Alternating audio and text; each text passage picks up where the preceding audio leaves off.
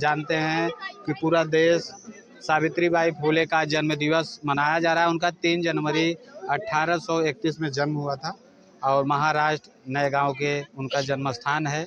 हम इनसे भी जानेंगे क्या लगता है आज के दिन, क्या कहेंगे हमारे चैनल के माध्यम से। हम आपके चैनल के माध्यम से जितना आपके जनता देख रहे सबको प्रणाम करता हूँ। और आज सावित्रीबाई फुले जी की जयंती है और पूर्णिमा है। आज कबीर आश्रम मारबड़िया जो यहाँ हर महीना में पूर्णिमा होती है, तो यहाँ श्रद्धालु लोग आते हैं, महंत साहब के दर्शन करते हैं और सब ठीक ठाक चल रहा है यहाँ। खबर 24 फास्ट न्यूज इस समय जिला जौनपुर। जैसे कि आप लोग जानते हैं आज का पौष पूर्णिमा पूरे देश में आज ही महाकुंभ का स्टार्टिंग हो चुका है। इस समय यूपी में ठंड, कड़ाके की ठंड है। ठंड को देखते हुए आज भी मौसम का गिरावट है। आज बारिश सुबह सुबह कुछ देखने को मिला है, लेकिन बादल घनघोर छाए हुए हैं। और यह देख सकते हैं आचार्य गद्दी बड़ैया विज्ञान आश्रम से जो सुप्रसिद्ध है, और आज का दिन को प्रकाश देना और जानकारी लेना, यहाँ पे आप जानते हैं लाखों की संख्या में भक्त यहाँ पे आते हैं। जिस प्रकार से आप लोग देख सकते हैं गुरुद्वारा है, काफ़ी एरिया में है और पीछे सत्संग हो रहा था, अभी आरती स्टार्ट हो चुका है। हमारे आसपास में देख सकते हैं भारी संख्या में।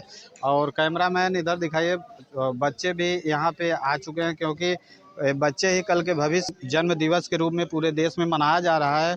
उनका एक सिद्धांत था कि महिलाओं के प्रति जो शिक्षा, यानी बाल विवाह जैसे विधवा पुनर्विवाह को लेकर सत्य शोधक समाज का भी स्थापना किए।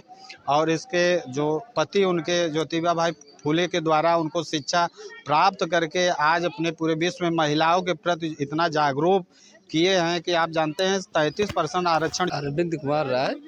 तो क्या कहेंगे आज पंडित अरविंदानंद महाराज के नाम से मैं जाना जाता हूँ।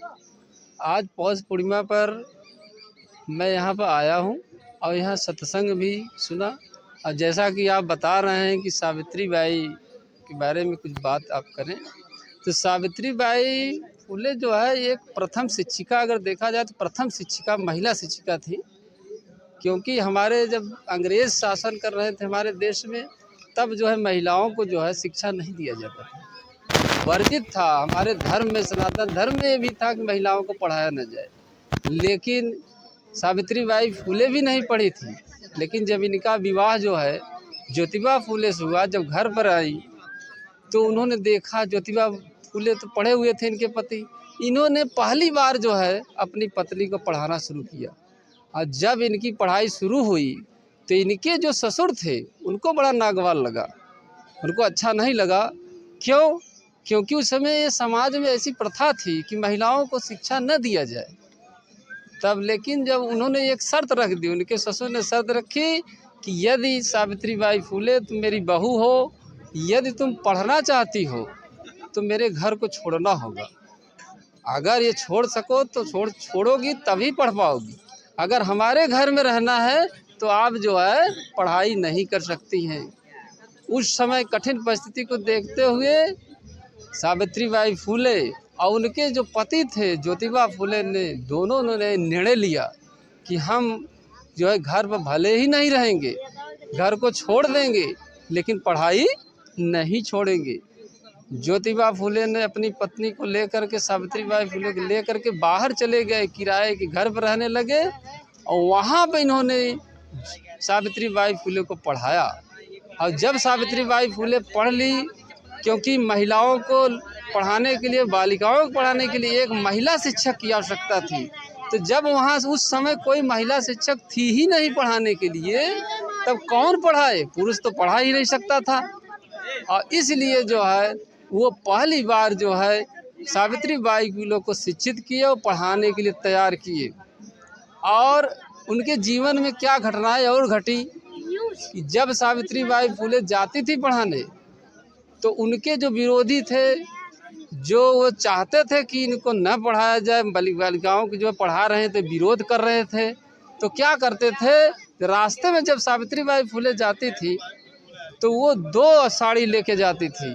एक साड़ी अपने बैग में ले जाती थी, किताब और बैग में, और दूसरी साड़ी जो है पहनी जो थी, तो क्या करते थे, जो रास्ते में जो है गोबर फेंक देती थी।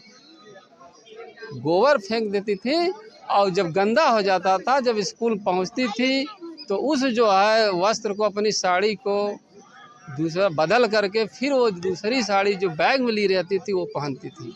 क्या लगता है साहब, जैसे देखा जाए महिलाओं के प्रति जो शिक्षा आज प्रेरणादायक दिए हैं लोगों के बीच में, उनके लिए और उन लोगों के लिए क्या संदेश देंगे जो इतना कठिनाइयों के बाद नया दिशा दिया है और शिक्षा में काफ़ी प्रकाश देके सत्य शोधक समाज का स्थापना किए और महिला पुनर्विवाह जैसी समस्याओं को भी दूर किए?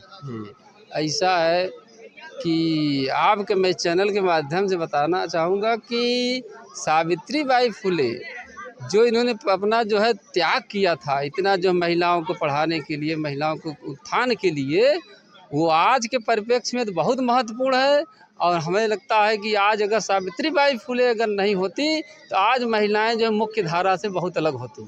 आज जो मुख्य धारा में शामिल हैं, इंजीनियर, डॉक्टर या लीडर या मुख्यमंत्री बनी हुई हैं, वो सावित्रीबाई फुले का ही देन है। उन्होंने ही जो शुरू में ही ऐसी महिला शिक्षा को जो है शुरुआत की, आज महिलाएं जो है अलग अलग क्षेत्रों में या विभिन्न क्षेत्रों में जो है अपना जो है झंडा जो है गाड़ दी है। और कहाँ से आए हैं? ग्राम चिनेथू से। तो क्या लग रहा है यहाँ आने से, क्या आपको फायदा दिख रहा है? यहाँ संत समागम में आपको क्या दीक्षा फायदा है, इसलिए गुरु के शरण में आया हूँ और संत समाज और सच्चा ज्ञान सब कुछ मिल रहा है। देखिए सर, आज के दिन देखा जा रहा है पूरे देश में सावित्रीबाई फुले को लेकर, तो उनकी प्रेरणा के लिए आप क्या कहेंगे? मैं आपके चैनल के माध्यम से कहना चाहता हूं कि जैसे कि सावित्रीबाई फुले ने जो त्याग बलिदान किया, हमें आज के समय में उतना त्याग बलिदान नहीं करना है, उतना संघर्ष नहीं करना है। हमको अपने बालिकाओं को विद्यालय भेजना है, पास में विद्यालय है, वहाँ जाएं, वहाँ पढ़ें, शिक्षित हों, आगे बढ़ें, क्योंकि सुविधाएं आजकल के समाज में सुविधाएं हैं। विद्यालय है, पहले के समय में विद्यालय नहीं हुआ करते थे, आज समय गांव-गांव विद्यालय हैं। वहाँ जाइए, अपने बच्चों को भेजिए, वहाँ बच्चे शिक्षित हों, आगे से जितने ही शिक्षित होंगे उतने ही आगे विकास करेंगे। बिना शिक्षा के कोई विकास हो नहीं पाएगा।